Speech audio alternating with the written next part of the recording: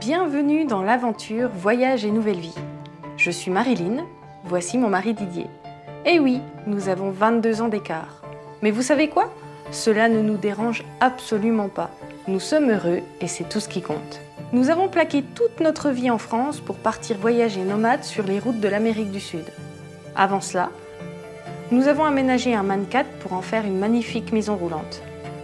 Et c'est ainsi que nous avons voyagé durant 3 ans à travers divers pays comme la Bolivie, le Pérou, le Chili, l'Équateur, l'Argentine ou bien la Colombie. Je vous laisse imaginer la quantité de souvenirs inoubliables que nous avons accumulés durant ces 3 années de voyage nomade. Et voici notre fidèle compagnon de route. Il nous a suivis partout où nous sommes allés.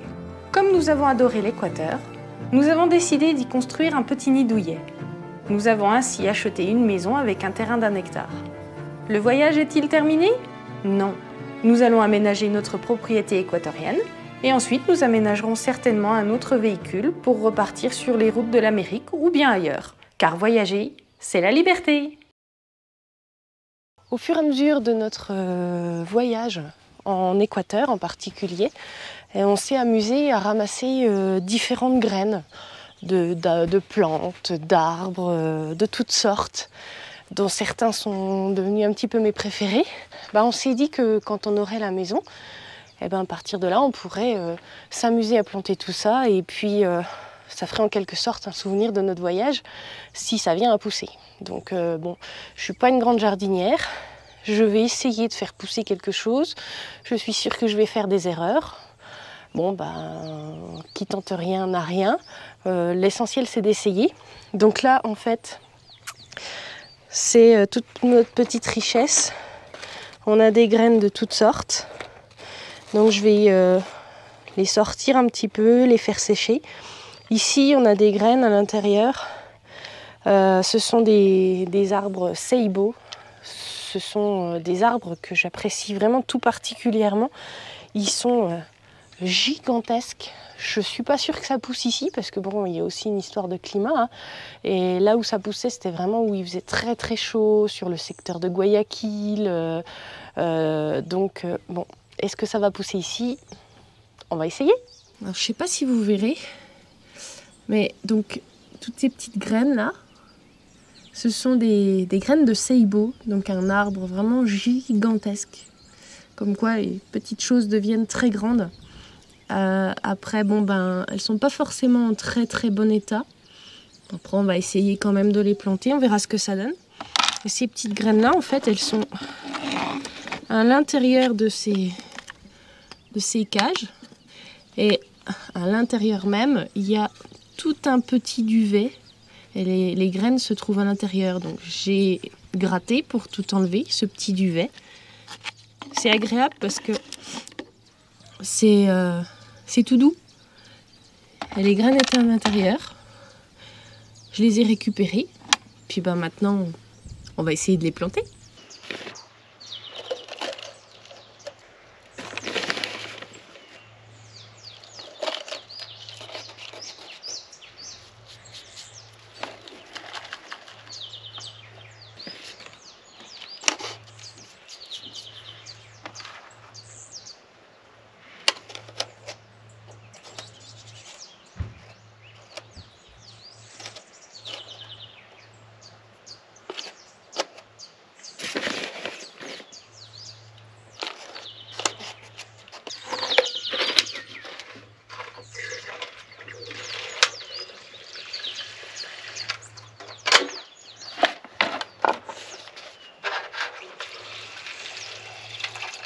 Je leur laisse faire leur petit bonhomme de chemin, comme on dit.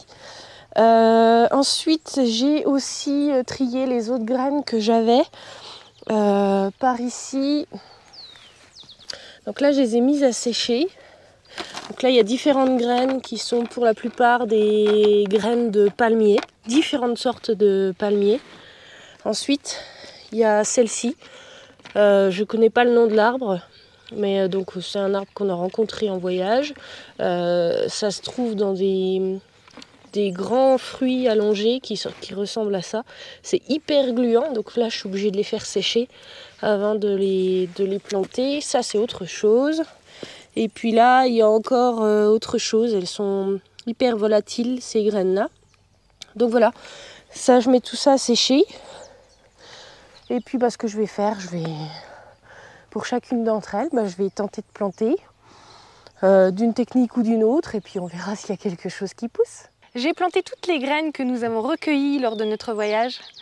Elles sont toutes en terre, les voici. Alors, il y a un petit peu de tout. Alors maintenant, on va leur dire des petits mots doux. On va leur faire écouter de la musique. On va leur chanter de belles chansons pour qu'elles poussent. On va peut-être même leur mettre la télévision. Bon, sérieusement, je vais les sortir à la lumière tous les jours. Les arroser, ni trop ni peu. Et on verra ce que ça donne. Je ne sais pas en combien de temps on peut voir le jour des arbres que j'ai plantés. Pour certaines graines, elles sont en terre depuis le mois de novembre. Donc je pense que pour celles-ci, c'est clair, c'est mort. Et puis pour d'autres, elles sont en terre depuis environ une semaine. Alors je vais continuer à les chouchouter, à m'occuper d'elles tous les jours, en espérant voir quelque chose sortir un jour. Mais bon, comme on n'a pas tout notre temps, parce qu'on aimerait bien voir pousser nos arbres sur le terrain, et puis comme je pense que j'ai pas forcément employé les bonnes techniques pour mes petites graines, parce que je pense que ce qui est de planter les arbres, ça doit être une des techniques les plus compliquées dans le jardinage, et comme j'y connais rien, c'est sûr que j'ai dû faire des erreurs. Mais bon, c'est pas grave, qui tente rien n'a rien, j'ai essayé. S'il y a quelque chose qui pointe le bout de son nez, tant mieux, sinon c'est pas grave. Alors, on va planter des arbres, plein d'arbres, mais pour cela, on va tricher un peu. Ce qu'on va faire, c'est qu'on va tout simplement aller les acheter dans ce qu'on appelle ici des viveros. Ce sont les endroits où l'on achète les arbres ici. Et en ce qui concerne les graines que j'ai plantées, si ça donne quelque chose pour une ou quelques-unes, il n'y a pas de souci, j'arriverai bien à leur trouver une petite place sur le terrain quand même. Et sinon, j'ai fait une liste, une grande liste de tout ce que nous désirons planter sur le terrain. Et puis ça, vous allez le découvrir avec nous au fur et à mesure. J'ai réalisé des délimitations sur le terrain et surtout un plan pour représenter la propriété, le terrain et principalement tous les arbres qui vont être plantés, parce qu'on a prévu de mettre beaucoup d'arbres et très franchement pour s'y retrouver dans les différentes espèces et puis la disposition, ça nécessite clairement d'avoir un plan. Donc je vais vous montrer ça tout de suite. On avait en fait un vieux tableau sur la propriété qui était encore là. Alors il s'efface pas bien, parce qu'il a un petit peu vécu je pense, mais je m'en suis servi. Alors Didier m'a fait une représentation générale de la propriété juste ici. Je vais vous montrer un peu mieux après. Quasi à l'échelle. Et moi ensuite, sur ce plan, j'ai disposé mes arbres comme je le voulais, et puis voilà.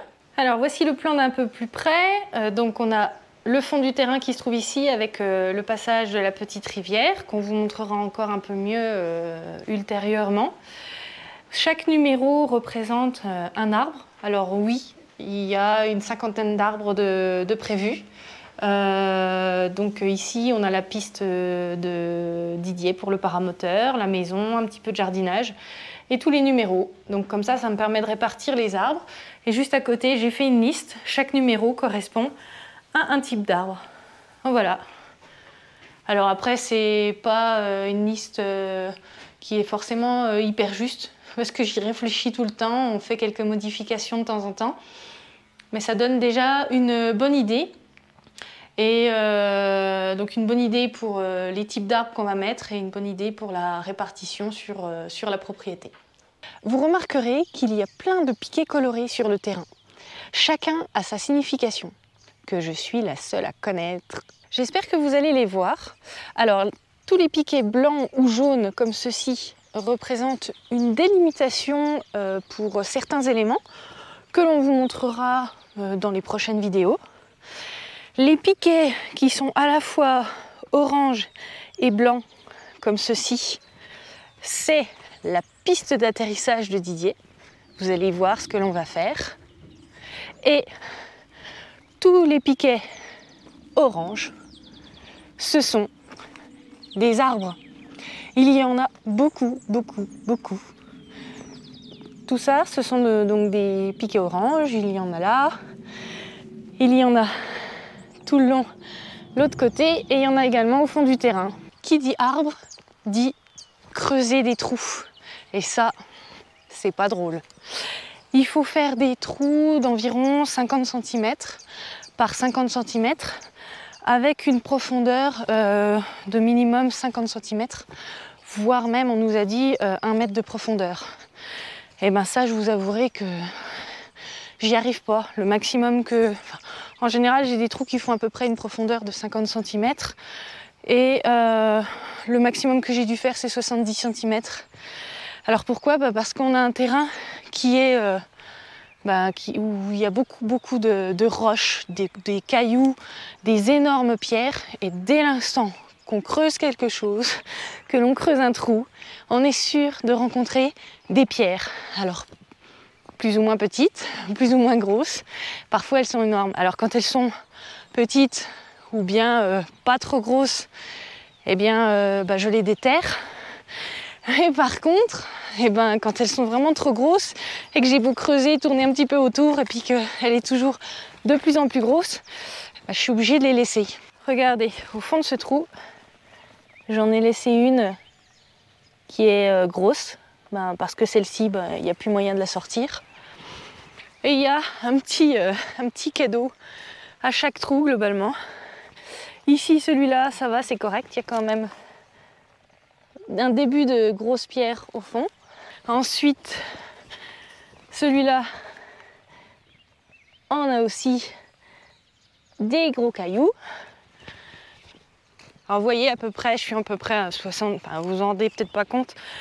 Là il n'y a pas de cailloux au fond, j'ai réussi d'ailleurs, je pense que celui-ci fait 70 cm de profondeur.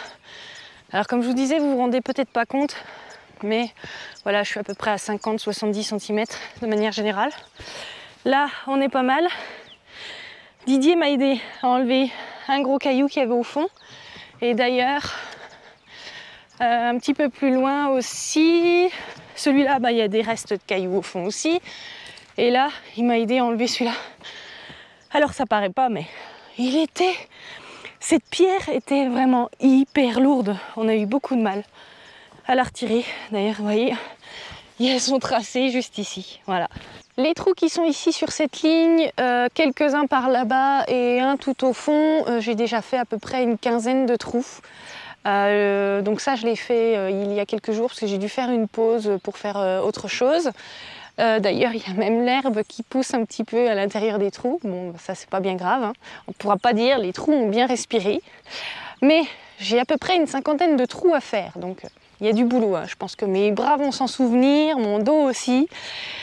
Donc, il faut poursuivre. Là, vous voyez, il y a des piquets orange juste ici. Donc, ça va être le suivant. Allez, on s'y remet ?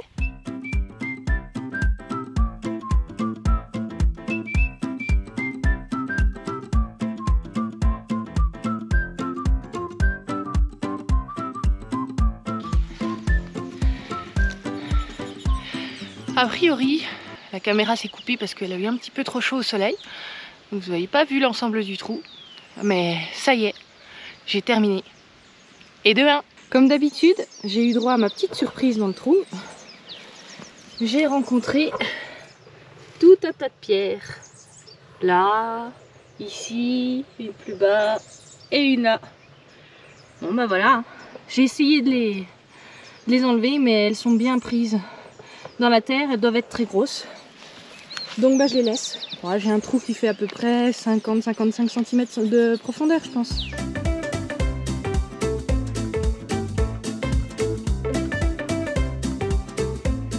Et de 2, j'ai encore évidemment eu mon lot de surprise cailloux à l'intérieur du trou.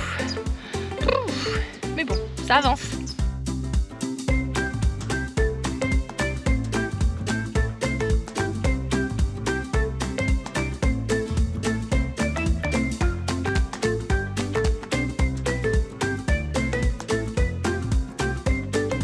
Alors là, il y a une grosse pierre qui m'embête depuis déjà de beaucoup de minutes. Mais je lui ai fait sa fête. J'arrive à la sortir.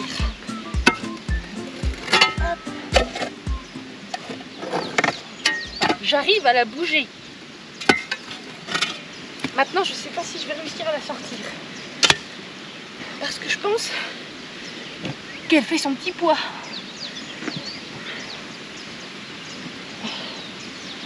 On va essayer.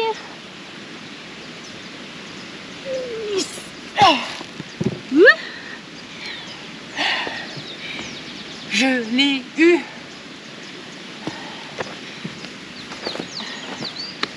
Et ben voilà. Ça fait de la place. Bon, je termine. Je creuse encore un tout petit peu. Et puis ce sera encore un trou de validé.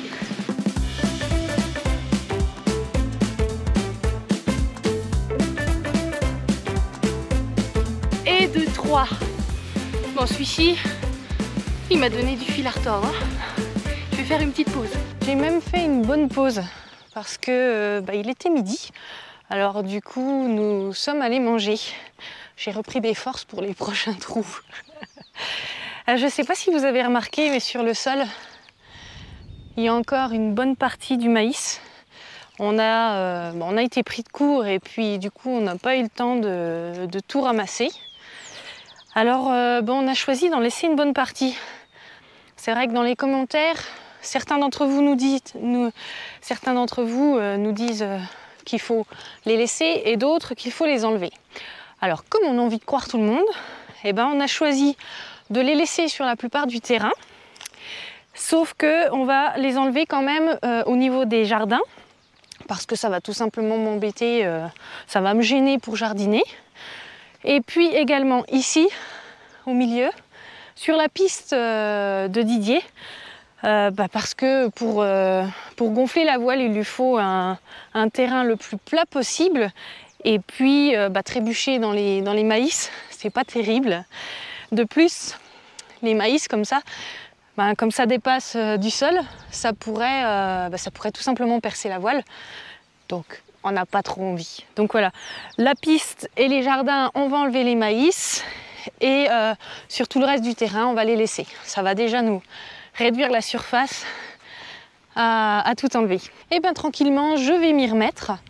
Après, vous avez vu comment ça se passe, c'est pas facile. Je ne vais pas vous montrer tous les trous parce que ça se passe comme ça à chaque. Et vu qu'il y en a une cinquantaine à faire, je ne vais pas vous montrer les 50 trous. Je mets à peu près 15 à 30 minutes par trou, je crois. Après, j'ai pas chronométré, c'est à vue de nez. C'est selon si je rencontre des grosses pierres ou pas. Et comme il y en a dans quasiment chaque trou, forcément c'est plus proche des 30 minutes, mais après c'est pas grave. Et pour ceux qui diraient que c'est un boulot de mec et comment se fait-il que Didier n'est pas en train de m'aider, c'est tout simplement parce qu'il est occupé à autre chose d'encore plus physique. On se répartit les tâches, c'est normal. Et puis finalement il fait bon. Le travail de creuser les trous, c'est physique, mais pas désagréable, c'est pour la bonne cause. Par la suite, on aura de beaux arbres, je l'espère en tout cas. Donc ça ne me dérange pas de creuser les trous. Et puis l'essentiel, c'est que j'avance. J'y vais à mon rythme, mais j'avance. Ce qui est bien, c'est que vous n'êtes pas trop fatigué, mais vous me soutenez moralement, et ça, c'est l'essentiel. Allez, moi je vais continuer à creuser tous mes trous. Je vous retrouve donc dans quelques jours, mais pour vous, c'est dans quelques secondes. On a un très gros problème sur le terrain. Ah bon? On a une taupe, mais une méga taupe. Hein. Je sais pas comment la faire partir. Regardez les tas qu'il y a partout. Et je sais pas comment la faire partir. Ou au produit chimique ou à la dynamite, je sais pas. Mais elle est en forme, elle doit être énorme. Eh ouais, je suis la taupe. Mais quand il parle de dynamite, j'ai un peu peur. C'est toi la taupe. Bon, ça va, je me suis arrêtée là. J'ai donc réalisé 50 trous. Alors ça n'a pas été sans mal, mais c'est fait. Et donc les trous sont prêts.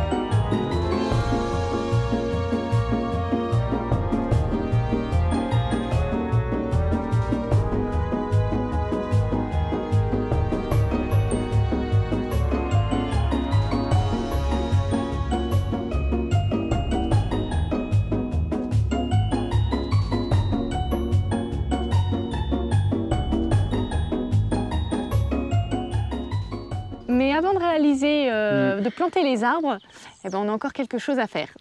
La taupe? Non, la taupe c'est fini. Par ici, il y a une petite forêt d'eucalyptus, mais il y en a un qui est vraiment sec, donc on doit le couper. Et évidemment, il vaut mieux le couper avant qu'on plante les arbres, parce que une fois qu'il y aura les arbres en dessous, ça va pas leur plaire si l'arbre qu'on coupe tombe dessus. Donc voilà, c'est ce qu'on va faire maintenant.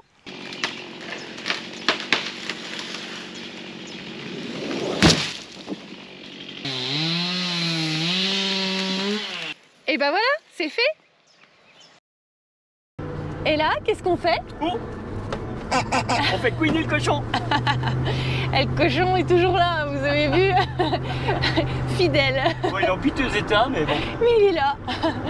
Donc ouais, là on a pris la route et on va chercher des arbres pour le terrain. En Équateur, on achète les arbres dans les viveros. Alors vous avez, selon les viveros, vous avez plus ou moins de choix, des espèces plus ou moins précises. Et puis maintenant, on va faire une première sélection pour la maison.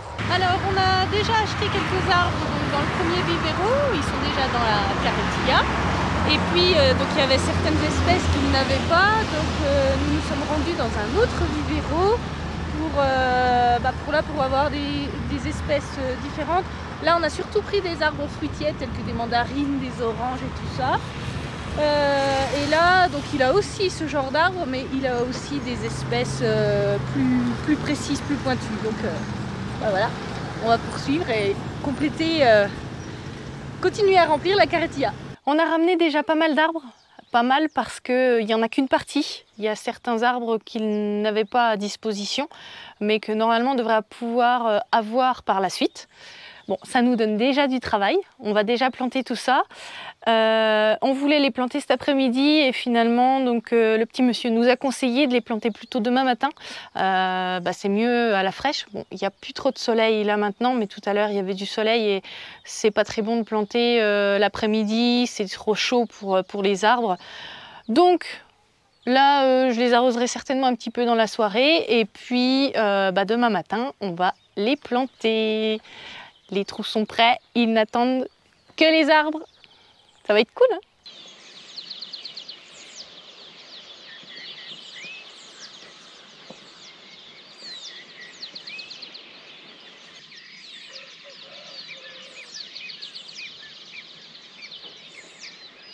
Ah, ce matin, de bonne heure, promenade du Minou, volcan complètement dégagé. Et on va sortir les arbres et les planter.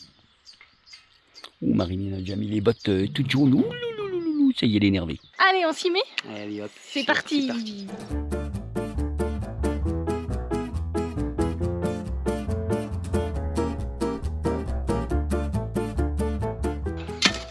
va pas vite, hein? Non, ça va pas vite, ça. Ça va plus vite que de creuser. Ah, tu m'étonnes. Ah, ça, oui, pour c'est reboucher. sûr.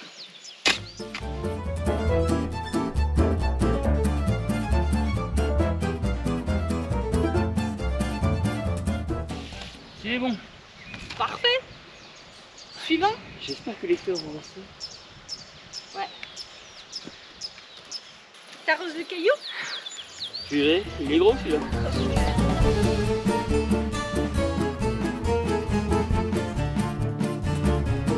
Fais gaffe parce qu'il y a quand même pas mal de grosses pavasses. Hein. Oui, il y en a beaucoup. Hein. C'est quoi ça?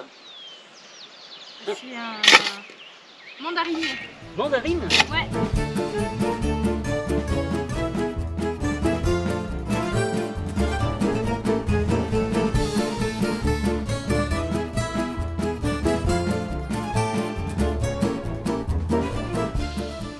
Tu peux pas aller plus vite. Ah. Tiens d'ailleurs. On s'échange.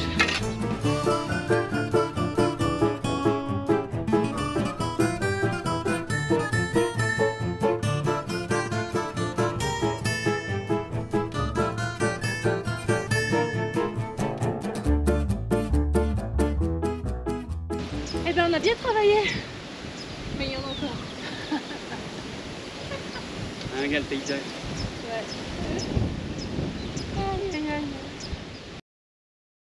Eh ben, Oh, la journée qu'on a passée. Ouais, ça nous a pris la journée du coup pour planter les arbres. Mais content de notre boulot. Ouais, et c'était fatigant de... Ah, j'ai quelques traces, quelques peintures de guerre.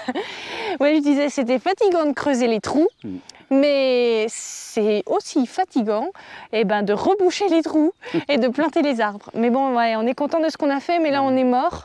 Donc je vous reprendrai demain et je vous montrerai un petit peu ce qu'on a planté. Et voilà, mais en attendant, on va aller se reposer. Il y a encore le mûrier à poser, là, parce que là, il n'est pas bon. En vérité, on en a encore un petit à faire, mais on s'est dit on va faire une toute petite vidéo avant qu'il fasse nuit. Nous avons donc planté 35 arbres sur le terrain. Il y en a de toutes sortes.